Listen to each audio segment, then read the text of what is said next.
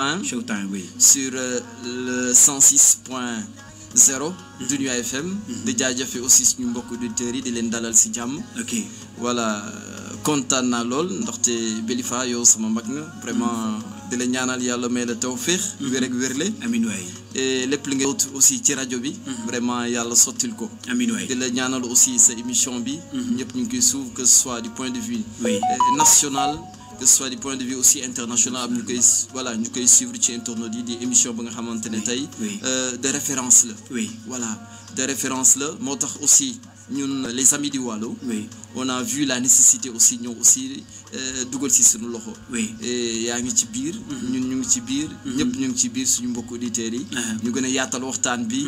voilà jàmm santé. ok yaakaar naa loolu moo am solo. ok maa ngi koy wax tout à l'heure kan laa dal Tony wala Antoine. waaw xam nga lan mooy différence bi entre les deux. waaw xam nga depuis mon enfance souvent ñooy wax Tony. parce que mooy diminutif Antoine. ça veut dire que mooy luy tënk Antoine. oui voilà ñu nga xamante ne peut-être ce sont mes collègues de travail. voilà ñu nga xamante ne peut-être.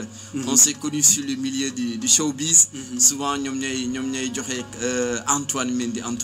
ok waaye sama tur voilà dëgg Antoine Mendy la. Antoine Mendy voilà mais chez les Manjaak ñenn ñi ak samay xarit yu nga xamante ne samay enfance yi. souvent Tony ngay dégg. ok voilà. di kontaan ci internautes yi merci Fatima Federa les Tigresses voilà donc de la commune de Richard Toll di leen bëgg ñu ngi suivre en direct voilà bien sûr bëgg sas ne El Bachir de retour de El Bachir kontaan ci sas ne aussi tamit gars yi connecté féppon gars yi ñu suivre en direct sur TikTok Belifa 85 tey ñu ngi ak le grand Antoine les amis du Waalo loolu kañ ñu ko taxawal. waaw les amis du Waalo c'est war na def peut-être mën nañu wax 6 mois. 6 mois. voilà 6 mois. voilà 6 mois. 6 mois. voilà 6 mois. voilà 6 mois. tur bi nu muy dem yëpp. voilà li ñuy dégg tur bi yëpp. voilà 6 mois donc 6 mois la 6 mois la. oui je pense que l'idée est née ci waxtaan. comme ñu toog nii rek di penco suñu biir. oui di xalaat ñu ne toog ñu ne leen ñu toog ñu ne ah mais Richard Toll dafa bëri ay ndongo daara. oui ñuy fekk souvent ci tali bi. te xool nañu aussi bërëb diinekaay yi. oui maanaam daal les foyers religieux. oui souvent dañuy soxla ay ndimbal. oui am na ñu nga xamante ne aussi seen loxo jotul. oui idée bi muy ñëw on était 3 ensemble. on était avec Larissa Djiba. oui avec Cisco Evans. oui donc on a discuté on a dit mais pourquoi pas.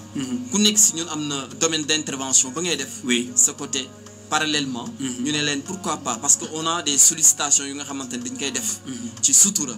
maanaam daal nit yi voilà ñëw dénk ñu peut-être seen soxla. ngeen taxaw ci waaw ñu taxaw ci man leen tey.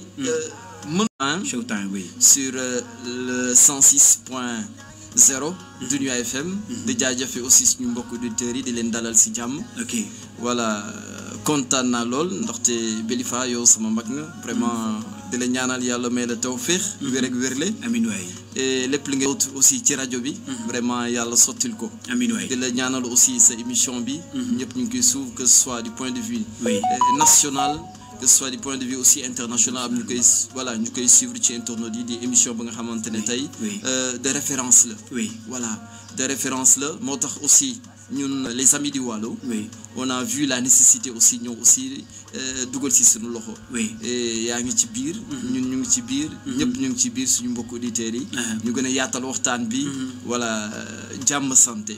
ok yaakaar naa loolu moo am solo. ok maa ngi koy wax tout à l'heure kan laa dal Tony wala Antoine. waaw xam nga lan mooy différence bi entre les deux. waaw xam nga.